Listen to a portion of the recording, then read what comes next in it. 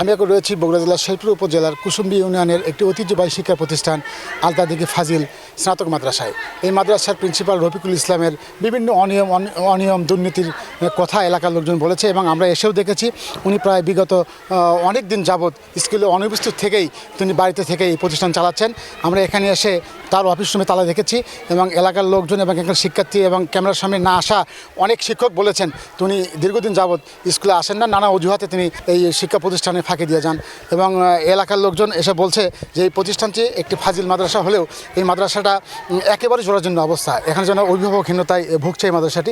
এখানকার অনেক শিক্ষক শিক্ষার্থী রয়েছেন এবং এখানকার যে প্রিন্সিপাল রয়েছেন এই প্রিন্সিপালের কিছু সহযোগী শিক্ষক রয়েছেন, তাদের সহযোগিতায় এই শিক্ষা প্রতিষ্ঠানটি চলে থাকে। এবং এই শিক্ষা প্রতিষ্ঠানের যে অবকাঠামোগুলো দেখেছেন এরা ঝড়ে যে কোনো সময় উড়ে যেতে পারে। এখানকার কমলবতী শিক্ষার্থী যারা আছেন পড়াশোনার জন্য আসে তারা কিন্তু অনেকটা ঝুঁকি নিয়ে এখানে ক্লাস করছেন এবং এখানে তেমন কোনো সুযোগ সুবিধা না থাকলেও আপনারা হয়তো দেখতে পাচ্ছেন এখানে জরাজীর্ণ অবস্থায় এই টিনগুলো যে কোনো সময় উড়ে যেতে পারে এবং কানা ফুটা সেদা রয়েছে।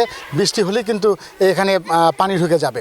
এবং এখানে যারা শিক্ষক রয়েছেন সেই শিক্ষকরা তারা বলছেন যে প্রিন্সিপাল দীর্ঘদিন যাবৎ এই প্রতিষ্ঠানে আসেন না এবং এই প্রতিষ্ঠানে প্রায় 12 থেকে 15 বিঘা আবাদি জমি রয়েছে। এই জমিগুলো কিন্তু প্রতিষ্ঠান প্রধান এই রফিকুল ইসলামী কে বা কারোর কাছে থেকে বন্ধক রেখে তারা কিন্তু কট রেখে এবং বন্ধক রেখে এই টাকাগুলো সে নিজে আত্মসাৎ করে যাচ্ছে। এই টাকাগুলো কখনো স্কুলের ফান্ডে জমা হয় না। যদি জমা হতো তাহলে কিন্তু এই শিক্ষা প্রতিষ্ঠানের অবস্থা এমন হতো না।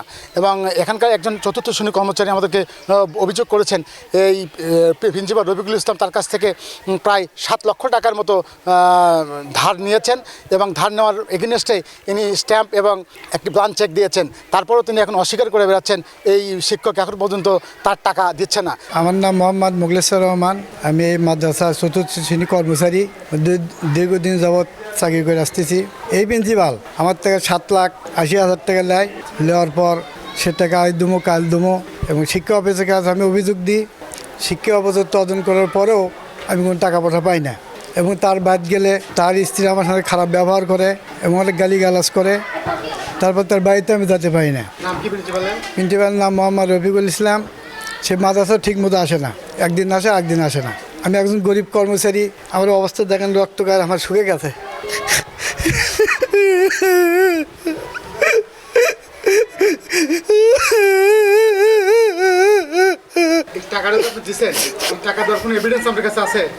আছে ট্যাম আছে, চেক আছে। শিক্ষা অফিসার বলছে যে উনি অনেক রাজনৈতিক দল নেতাকে ধরে আমার কাছে আসে, আমি কিছু করতে পারলাম না আপনার জন্যে। না আপনি ওই এডিসির কাছে যান, আপনি এডিসির সভাপতির কাছে যান, এই পরামর্শ উনি দেয়। হ্যাঁ অবগত আছে, আমার স্ট্যাম্প আছে, শিক্ষকরা সবাই জানে, আরও লোক জানে, তার ভাইও জানে। কত বছর আগে টাকাটা নেয়? টাকাটা অনুমান বছর 3 হবে। এই টাকালে সে বিল্ডিং বাড়ি করে। এখন আমি খুব বিপদে আছি। এখন আমি চাই আমার টাকাগুলো সে দিক এবং নিয়মিত সে স্কুলে আসুক এবং স্কুল পরিবেশটা ঠিক মতো চালাক। সে একজন চতুর্থ শ্রেণী কর্মচারী, সে অনেক কষ্টে তার পরিবার প্রতিনিধি নির্বাদ করছে। বহু জায়গায় এই টাকা তোলার ধরনা ধরেছেন কিন্তু এই প্রিন্সিপাল এই টাকা দেওয়ার অস্বীকার করেছে। সাম্প্রতিক মাধ্যমিক শিক্ষা অফিসার নজরুল ইসলাম বরাবর অভিযোগ করার পরেও নজরুল ইসলাম সাহেব তদন্ত কমিটি গঠন করে তিনি নিজেই এই তদন্ত কমিটির আবহাওয়া খেয়ে এখানে তদন্ত করেন, কিন্তু তদন্ত করার পরে এখনও কোনো রিপোর্ট দেননি। ভুক্তভোগী যখন ওই শিক্ষা অফিসারকে বলেছেন যে আমার বিষয়ে কী করলেন, উনি বলেছেন তোমার বিষয়টা আমি কিছু করতে পারি নাই, স্থানীয় নেতাদেরকে নিয়ে তিনি মীমাংসা করতে বলেছেন। এটা যদি হয় বর্তমানের একটা শিক্ষা প্রতিষ্ঠানের প্রধানের এবং শিক্ষা অফিসারের কর্মকাণ্ড, তাহলে কোথায় যাচ্ছে দেশ? এটাই সবার কাছে প্রশ্ন। সারওয়ার জাহান, চ্যানেল এস, শেরপুর, বগুড়া।